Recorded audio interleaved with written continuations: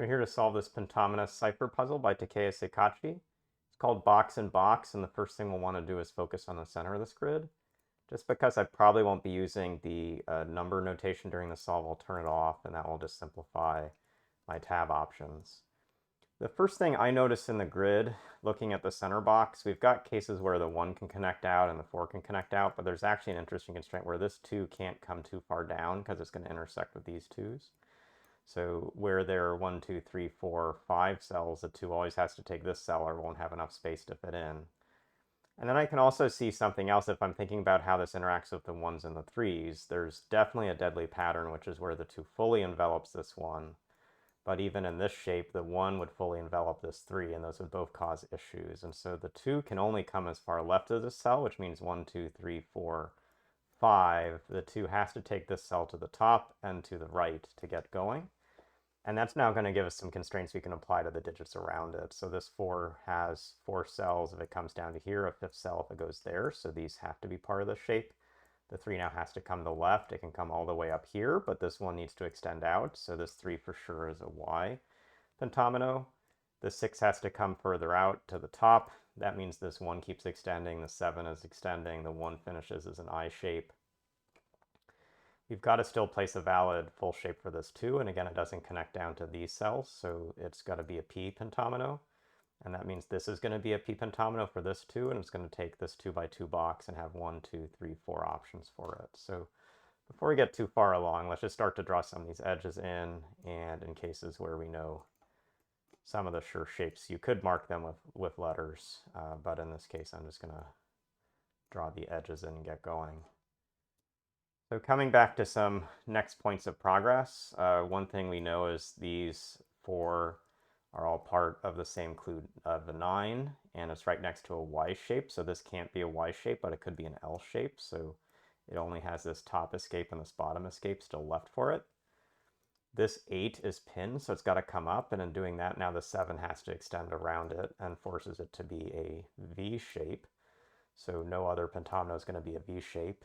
This 8 can't come over right under here for 2 reasons. First, an L is already in the grid, and second, if it did come to here, it would leave 2 cells behind that can't form a pentomino. So this is going to be a Z or a U. These cells over here, though, are going to be part of a new pentomino that's coming down the side, so we'll mark that in to get some picture for it. I'm seeing that this 6 is getting a run of 3 cells in a row. That's probably something we can think some about. And as I come over to this side of the grid, it's actually a different kind of logic you can take, but when you're working in a pentominoes puzzle, I often say, if I don't connect into a cell, what will that mean? If I don't connect this cell here to the top row, then we're going to effectively have 2 pentominoes growing out. And one thing you'll see is I'm going to form an L with a U shape, isolate this 5, and that's no good. So in all scenarios, this shape comes up to the top. So we've got a stretch of these 3, and maybe that's the same stretch as here, we don't know for sure. If this 6 doesn't take this cell, it's going to have an extension over the top, but that's forming a V next to a V. And again, the 6 and the 7 are different pentomino shapes, so we can't avoid this connection. We have to use this connection. And now I've got 2 cells to go, one that forms a P shape, but the P shape is what a 2 is doing, and the other that forms a T shape. And so we've identified that 6 is a T, and we've got one more pentomino that has to fit in the grid. This 5 comes down, it blocks off this edge on the 9, and so the 9 can now be completed as this version of an L shape. And again, we'll come back and draw on our edges. The 5 can't only come straight down because an L is already in the grid, so the 5 always has to take this cell. It can then form a W or an F, and another pentomino is going to come in here, which is a Y or an N, but this needs one more cell up above, this needs one more cell below. If we're thinking through those shapes, this 5 has to work for this clue over here, and we said W or F are the 2 options. Notice that the only way a W can go with these 5s in this form is like this, and the only way an F can go with these forms is actually this one.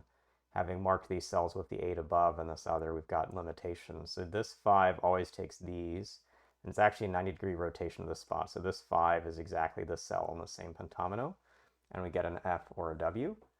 Let's now think about the shape that this is coming down. Remember, these cells will take only one of these. It will be whichever one the Z or the U doesn't take from whatever 8 is, so it's got to come down one more.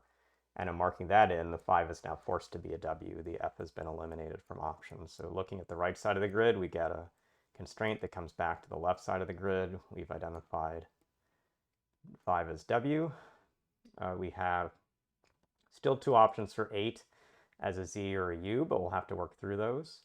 And one way we'll work through those is to recognize if this is a Z or a U, then in the case where it's a Z, this is one of the Z's, and this is the other Z that's possible from what's marked into the grid. There's no way that the stretch of 3 cells is here because we can't sort of push up or down. And notice that in one of these we get a group of 4, which is too small, and in the other one we leave behind a group of 7, which is 5 plus 2. It's not, again, Pentominous sized. So 8 has to be a U, and we get this shape into the grid. There look to be 3 U's as I'm seeing. There's a U like this, but notice that puts another U right next to it. So the U doesn't come through this cell, so this is marked like this. And then of the U's that remain, there's this one that gives 6 cells and this one that gives 5 cells, and the 5 cell is the valid packing. So we get that 8 is U, and this U is the one that has a leftward crook, looks like a C shape. New pentomino grows out from here. It can't be part of the 2, can't be part of the 4, so it comes down, forms an N. The 4 completes itself as an F shape. The 2 completes as the P shape with the cell to the right here. We have 6 having to be the T, which we identified before up top. This is the only T that's left for it.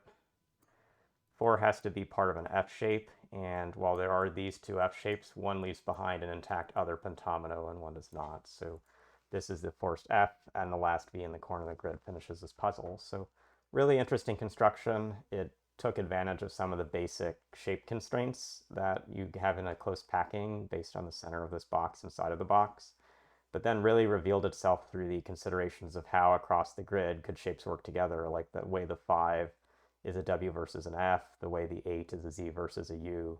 Those 2 examples on opposite sides of the grid played together to give the key constraints to work forward. So if you struggle with the puzzle, it was probably looking at multiple constraints at the same time. But this is hopefully a useful video to understand how to go through this puzzle, and thanks to Takeya for the challenging puzzle. We really enjoyed it. We'll see you again soon.